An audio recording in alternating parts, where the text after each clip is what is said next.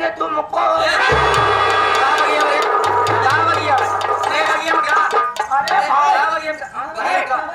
अरे जबान संभाल ले, क्या बात है? ऐसी बात है, बताओ। पहले हरियर कौशल लिया, वो कौशल मार के तुम लोग गलत समझ रही हो का भाई? अरे पूरी बात कहीं ना दिए हमका याद करो। बगिया कौन बगिया? अरे पीछे ठेल दी। याद करो उस बगिया को, जिस बगिया मैंने तुमसे बात किया था। अभी तो मेरी इज्जत बेइज्जत हो जाती है। हाँ, मैं अपने घर अपने माँ की क्या मुँह दिखाती। अच्छा मेरी बहन मेरे ऊपर शक करने लगी। अरे किस बगिया की बात कर रही है? अरे उस बगिया में याद करो उस बगिया की बात। अरे पगला, तुम किस बगिया की बात करो? मैं मुझे याद आ गया। हाँ जा तो, और हम पक्का की जरहान। अरे जिस दिन आंधी आई थी, मैं गई थी, मेरी माँ बोली थी कि बेटी जाओ, जितना आम है सारा आम उठा के ले आओ। 3-4 चिटकोरो तो कम उठाओ। वो छोटा वाला था। तोरे मजोन टकवा वाला खाए रहे, जेकर कुसलिया तनी नान के रही। तुम उस बगिया की बात कर रहे हो? ए भैया, हमारे बाराती भाई जो भी भोजन करे हो, जाकर दरवाजे में भोजन कर लीजिए। अबे दरवाजे साले का ढेरिया क्या कहते हैं?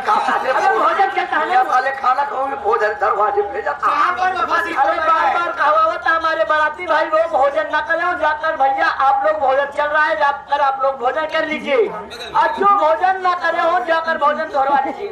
देखिए भैया, आप लोग जाकर भोजन करिए, भोजन चल रहा है। देखिए भोजन चल रहा है, अगर आप लोग जाएंगे नहीं तो भोजन काफी दूर तक चल के चला जाएगा।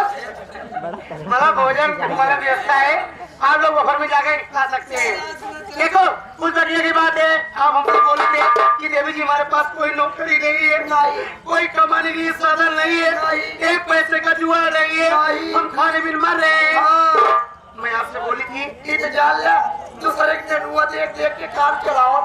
पहले मैं आपसे बोली थी कि एक दिन समय निकाल करके और हमारे कंपनी में 2 मर्दों के लिए 2 सीट खाली है। दोनों भाई आए, ये नाबालिग तो नहीं है। तू अपन आगे पीछे दोनों सीट दिखावा। हाँ, कौन आगे पीछे? कई सीट यहाँ है? 2 सीट खाली है। तो 2 भाई है, एक आगे सीट में बैठी है, पीछे सीट ही बैठा। अरे गाड़ी की बात नहीं, मतलब काम करने की। अच्छा, क्या करेगा? प्रोग्राम होता है, अगर आपको काम करना है ये नाबालिग नहीं है ना। अच्छा ही बताओ। ना नाबालिग ना है भाई। हाँ वही बात है, बालिग कोई का दूसरे लतियावा गवा की। अच्छा साला के बात काम करा रही। अच्छा वो सब यहाँ पर काम नहीं करना है, जो भी काम होगा बाउंड्री के अंदर होगा। चला ठीक है, चलो लाइन में लग जाओ, नाचने का प्रोग्राम होगा। नाचना पड़ेगा, जैसे हम लोग नाचोगे गाँव के हमको नाचना कम आता है, सिखाइएगा, पड़ेगा। देख कर निकलना बस, ठीक है। एक बात सुन ला, देख के करे काट जा बाजू का अंधेरे बड़ी की मान ला अंधेरे हो जाए, लेके चली जाए तो मान लिया अंधेरे में हम करे लगी। हम लोगों का प्रोग्राम अंधेरे में नहीं होता, लाइट बहुत लाइट में होता है। रोज देखिए लाइट कटती नहीं।